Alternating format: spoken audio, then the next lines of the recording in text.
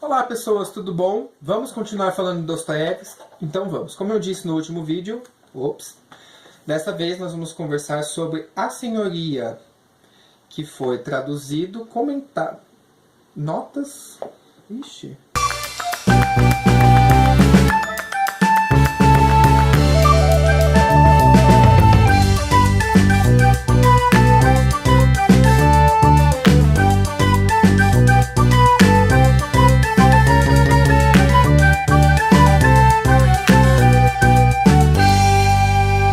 Tradução pós-fácil de notas de Fátima Bianchi, uma professora da USP.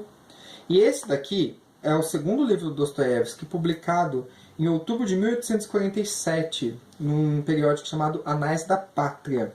Pelo menos a primeira parte foi publicada, são duas partes. Tá? É diferente de Gente Pobre, que foi o vídeo que eu fiz por último. Convido vocês a irem lá assistir a este vídeo. A crítica não gostou muito de A Senhoria, não. Eu estou louquíssimo para conseguir entrevistar essa professora Fátima Bianchi para tirar algumas dúvidas com ela, não apenas sobre esse livro, mas sobre a obra do Dostoiévski.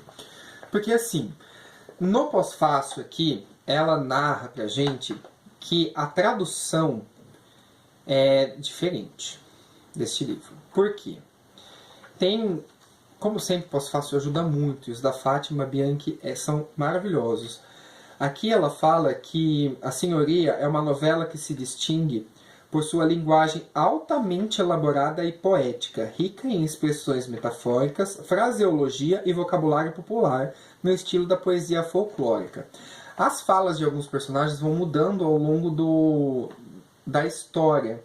E eu acredito que o Dostoiévski fez justamente essa questão ser central no livro. Será? Eu acho que sim. Não sei se estou falando muita coisa errada, tá? Porque sim. Não, brincadeira. Eu confesso para vocês que eu não reparei nisso. Então eu aconselho, neste caso, a ler o pós-fácil antes, para você ver certinho quais foram as críticas que o Dostoiévski recebeu e também o que é essa linguagem que vai mudando ao longo do livro. Se eu tivesse feito isso, eu teria vindo aqui na obra e reparado nas frases, principalmente das personagens principais, que eu falarei quem são logo em seguida. Além disso, eu gostei da obra por conta do clima psicológico que ela tem. Sei que eu não estou sendo convincente, tá? Porque, assim, eu fui entender melhor ela justamente na hora que eu li o pós-fácil. Eu fui lendo, ok, entendi tudo bonitinho, a história estava lá. Mas, na hora que a Fátima Bianchi nos fala alguns detalhes sobre quem é cada personagem, que a coisa fica um pouco mais clara. Então, vamos lá. A gente vai acompanhar neste livro aqui a história de um recém-formado na faculdade chamado Ordinov. Ordinov, acho que é assim que se fala. Eu vou falar Ordinov, tá bom? Então tá bom. Ele morava num canto totalmente enclausurado e lá se dedicava ao seu amor pela ciência. Então imaginamos que ele era um estudioso e ficava lá estudando o dia inteiro. Depois de alguns anos recluso nesse seu espaço, ele resolve mudar de lugar. E é a partir daí que a gente começa a acompanhar a história dele. Ele sai para a rua dar uma volta, eis que avista dentro de uma igreja uma mulher e por ela fica fascinado. Ele começa a seguir essa mulher para descobrir quem é, onde que ela mora tal, e descobre que ela mora numa hospedagem. Eu acho que é um cortiço o lugar onde ela mora, uma pensão com várias casinhas, um lugar com várias casinhas, e ele resolve se mudar justamente para a casa dela. Ali começam alguns conflitos, porque ela não é solteira. Ela mora junto com um cara chamado Murin. Este Murin, até onde sabemos, é o assassino dos pais dela. Ela se chama Katerina. Katerina, acho que é isso. É o assassino dos pais dela.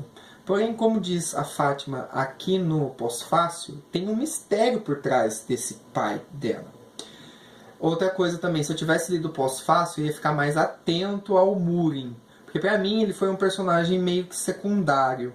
Então eu não prestei muita atenção, eu fiquei mais olhando o que acontecia entre o Ordinov e a Katerina. Então acho que eu perdi algumas coisinhas essenciais, mas depois eu dei uma olhadinha e entendi. Então, ali começa toda uma desconstrução, acho que posso dizer assim, do Ordinov. Lembremos, ele era um estudioso recluso em seu canto. A gente entende também que ele não era muito bem quisto pelos seus amiguinhos da faculdade, pelo círculo que ele costumava frequentar, justamente por ser muito, como fala quando a gente é pra dentro? Introspectivo, acho que é isso, né? Ele era muito na dele, de certa forma. Então ele não tinha a empatia dos amigos. Porém, quando ele descobre que Katerina vai morar com ela, ele fica doente, ele enfrenta a doença dela, um monte de coisa, tem uns conflitos mentais muito interessantes no livro. Só que dá pra gente entender um pouco melhor quando a gente descobre que, por exemplo, um crítico do Dostoiévski, Rudolf Neuhauser, eu acho que é isso o nome, ele diz que a novela é um encontro da ciência com o povo, ou melhor, da inteligência com o povo. Tomemos então que o Ordinov, ele era justamente essa inteligência. Aquele cara que fica na academia, na faculdade, no Instituto de Economia, por exemplo, só estudando, cita Marx para mais de metro, mas nunca foi explorado no mercado de trabalho. Sabe esse tipo assim? Aquelas pessoas que têm toda a teoria pronta na ponta da língua, todos os estudos completos e maravilhosos, mas nunca teve que trabalhar para se sustentar, nunca teve que enfrentar realmente uma situação desagradável no mercado de trabalho, um preconceito, alguma coisa assim. Eu sei que se você não está acostumado com o meio acadêmico público, talvez você não tenha conhecido alguém assim. Mas, eu te garanto, existe. É o que eu costumo chamar, eu criei esse nome, óbvio que não fui eu que criei, né? Mas eu costumava chamar o pessoal da Unicamp, da economia, de marxista de gaveta. Aqueles que sabem tudo de Marx, entendem a teoria dele, como o Marx mostra a teoria da exploração, não sei o quê, mas nunca passaram por isso na própria vida. Óbvio que isso é totalmente questionável, certo? Será que você precisa trabalhar para sentir o quanto o trabalhador é explorado? Não sei. Eu, particularmente, acho que sim. Para você entender um pouco melhor do que se trata, não basta você ficar enfurnado nos livros. Você tem que viver. Você tem que colocar sua cara a tapa. E é mais ou menos isso que acontece aqui. O Ordinov, que estava trancado lá no seu quartinho só estudando, de repente se vê no mundo. E ele não consegue entender alguns sentimentos. Vou ler para vocês um trechinho para ficar um pouco mais claro sobre o que eu estou falando, certo? Vai aparecer aí para vocês. São dois. Não, um só. Andava agora pelas ruas como um alienado, como um eremita que de repente saiu de seu deserto mudo para uma cidade ruidosa e tumultuosa. Tudo lhe parecia novo e estranho, mas ele se tornara a tal ponto alheio àquele mundo que fervilhava e estrepitava à sua volta, que nem sequer lhe ocorria se espantar com suas estranhas sensações. Eu achei que essa frase resume muito bem o que a Fátima quis colocar no pós-fácil e o que o Dostoiévski nos contou por meio desse personagem. É bem interessante. Talvez essa impressão que eu fiquei não tenha, de certa forma, o livro não teve a mesma recepção que Gente Pobre, porque Gente Pobre, como eu disse lá no último vídeo, foi especificamente um livro para tratar da mentalidade, da vida, do cotidiano, da situação precária dos pobres russos lá na década de 1840, 1830. Aqui ele muda, cara. Embora o Ordinov não more numa mansão, não seja riquíssimo, ele a gente não fica sabendo da situação financeira dele com muitos detalhes, não tanto quanto no Gente Pobre, tá? A gente só fica sabendo dos conflitos psicológicos pelo qual ele passa. Tanto que aqui eu anotei o seguinte, que antes a literatura russa tratava do herói do tempo ou do homem supérfluo. Porém, o Dostoiévski inseriu no papel do Ordinov o sonhador. É aquela pessoa que tem toda... Minha interpretação, tá, gente? Tem toda a teoria na cabeça, sonha com um mundo melhor, sonha com um mundo indeterminado socialista, capitalista, neoliberal, sei lá, de esquerda, de direita, mas na prática não entende bulhufas. Eu acho que este é o sonhador. A impressão que eu fiquei deste livro é justamente essa. Este é o Ordinov. Tá? Vale a pena ler? Eu acho que vale. O livro é muito curtinho, tem 144 páginas, isso junto com o pós-fácil e todas aquelas páginas de rosto, por aí vai. A história em si é rápida de ler, não é difícil, apesar da Fátima Bianchi dizer que a linguagem vai se alterando conforme o tempo, eu achei fácil de ler, não foi complexo. Eu imagino que deva ter sido muito difícil traduzi-lo, por conta dos diferentes níveis, né? Pode dizer assim, níveis de linguagem do russo, mais formal, mais informal, o popular, o poético, por aí vai. Mas, embora a tradução seja muito fácil de ler, o livro também é. Então você não vai ter dificuldade. Só uma palavrinha final, já acabamos de falar do livro. Seguinte, eu estou fazendo esses vídeos por conta de um motivo que eu já expliquei lá atrás, que fiz um projeto de leitura para as férias, e também, que eu esqueci de falar naquele primeiro vídeo, é para desmistificar um pouco sobre Dostoiévski. Eu sei que tem gente que não lê porque acha assim, é russo, deve ser difícil de ler, não é mesmo? Pois é, gente, não é difícil de ler. Eu acho que justamente por ele ser de uma tradição realista ou naturalista da literatura russa, a questão da linguagem deveria ser muito importante, então deveria ser acessível, não deveria ser uma coisa para aquela torre de marfim onde as pessoas como Ordinov ficam, que só leem textos complicadíssimos e não conseguem ler um texto de facinho ou produzir um texto facinho.